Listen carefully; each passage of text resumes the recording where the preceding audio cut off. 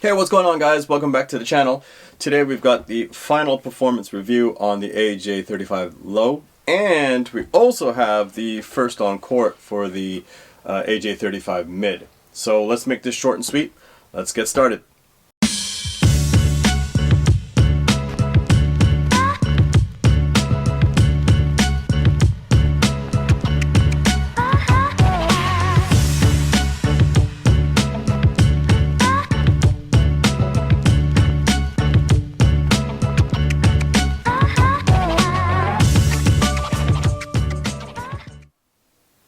Okay guys, so in regards to the Low, pretty much the majority of things that I said in my first on court for this particular shoe stay true, hasn't changed. I'll leave a link in the description below if you haven't seen that video yet. So in the end, it was about 14 hours in this particular pair, and it was something in the neighborhood of 45 games, 6 minutes each. And there's also other things like stretching and shooting around, etc. And I tell you, it's the same thing I said in my last video. I highly recommend the shoe if you've got a medium arch or a high arch. I'm not too sure about low arch. Okay guys, traction, zero issues. For me, it did not squeak, but I've never had to think about traction one bit. The major the headline feature was the Zoom Air. The Zoom Air in this thing is crazy when you talk about trampoline, and I can't really say, I honestly don't know if this is unlocked zoom. I don't think it is. It's just a regular bottom loaded zoom, but I tell you, the trampoline effect in this thing, wow, this is a great performer. I'll actually put my hands together for Jordan Brand. The upper for me, again, this is the PF fit, so it's a slightly wider fit. So I did mess around with my socks and combinations, and I had no problems with lockdown. Lots of plush cushioning in the heel, it was great.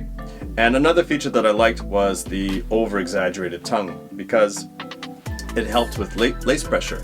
Now, of course, the laces are wide, and that also helps disperse lace pressure, but I got skinny feet. I gotta lace them up all the time and lace them up tight. And the exaggeration on the tongue, the padding on the tongue, it was great. Now, something, there's always, there's no perfect shoe out there.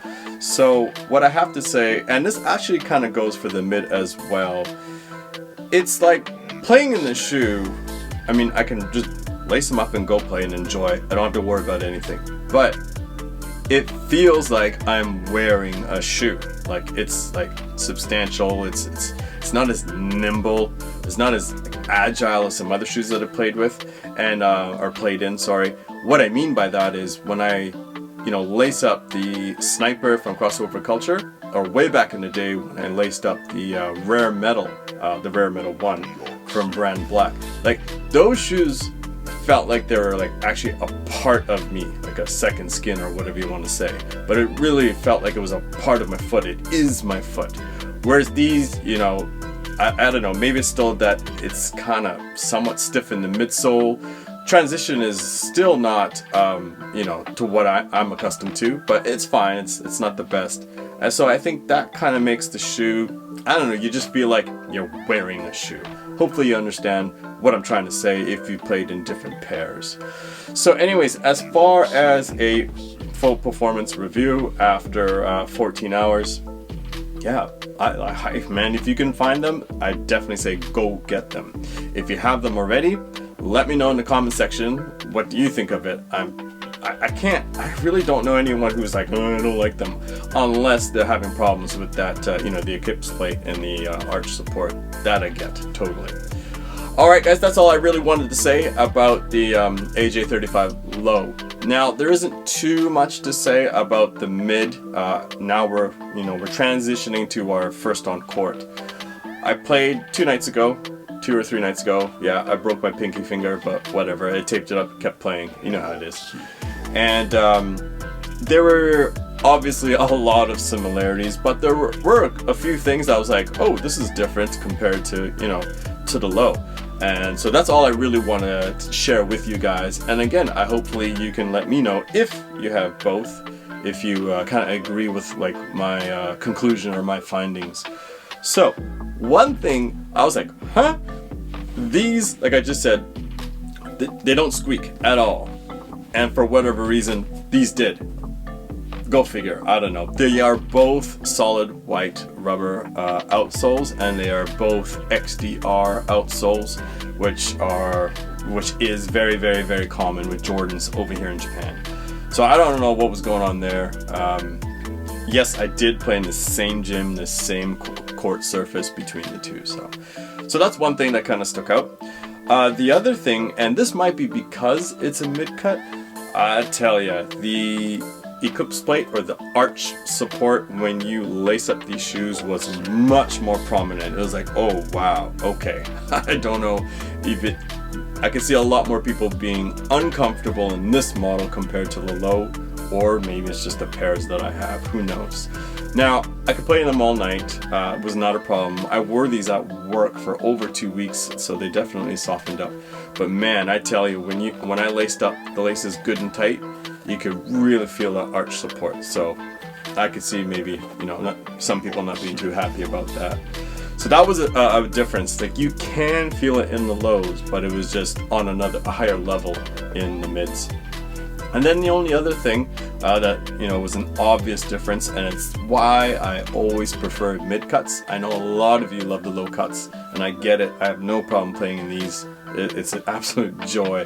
But that feeling of a mid cut on my skinny ankles, it's just an extra little feeling of security, not in the sense to prevent any injuries, but I just like that feeling of it, my ankle being wrapped a little bit higher up the leg. And it reminds me of, I'm going to state how old I am, but it just reminds me of playing in my kicks way back in the day when I first started playing basketball. It was mid cuts back then. It was Jordan 12s and Jordan 13s. When you look at the 12, it's fairly high up the ankle. It's not a high cut like the old days, but I definitely prefer that feeling, guys. So they are fantastic performance basketball shoes. There's no doubt about it, and so they should be. But I always wonder, I hear about friends getting pairs or 2 or 3 pairs of the same shoe, and there's all sorts of inconsistencies, which is too bad, especially on a model that's supposed to be Michael Jordan's. So if you can find 35s and you're on a budget, hopefully you can find them on sale. I highly recommend them. But kind of what supersedes that is I highly recommend you try them on. I know the 36 is out. I don't know, if they'll cross my path or not, but we shall see in the future. Okay, guys, that's all I really wanted to say. That's all I wanted to share with you. Thank you so much for checking out the channel. I really appreciate you guys who continue to watch my videos.